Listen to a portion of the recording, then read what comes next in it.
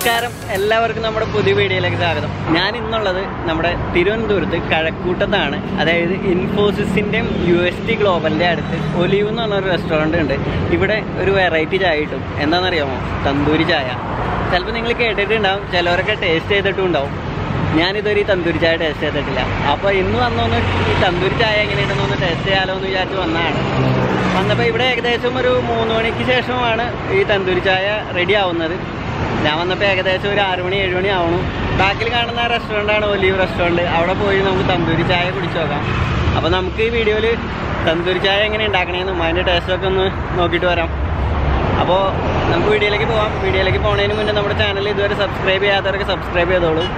അതേപോലെ തന്നെ വീഡിയോ ഇഷ്ടപ്പെടുകയാണെങ്കിൽ ലൈക്ക് ചെയ്തും ഷെയർ ചെയ്തും സപ്പോർട്ട് ചെയ്യാം.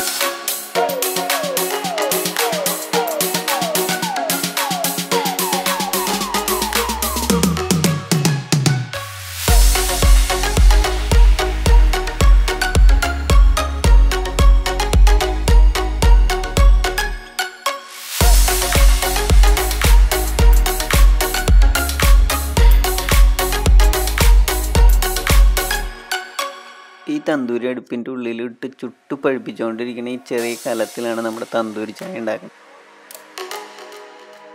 ആ കലം എടുത്തിട്ട് ആ പാത്രത്തിൽ വെച്ച് അതിലേക്ക് നേരത്തെ ഉണ്ടാക്കി വെച്ചേക്കണ ആ ചായ അങ്ങോട്ട് ഒഴിക്കും.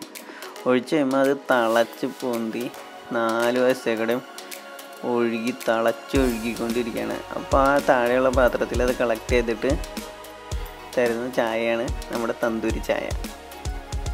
ചൂടുകൊണ്ട് വെട്ടി തിളച്ചുകൊണ്ടിരിക്കുകയാണ് ഈ ചായ. കണ്ടോ?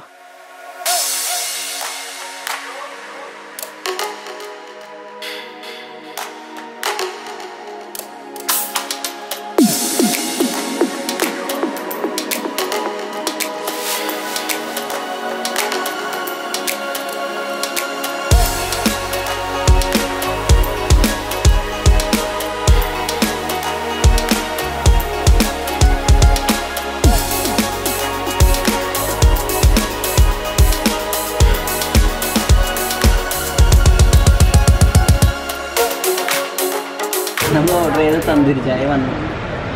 ഇത് കുടിച്ച് നോക്കിയിട്ട് പറയാം എങ്ങനെയുണ്ടെന്ന്.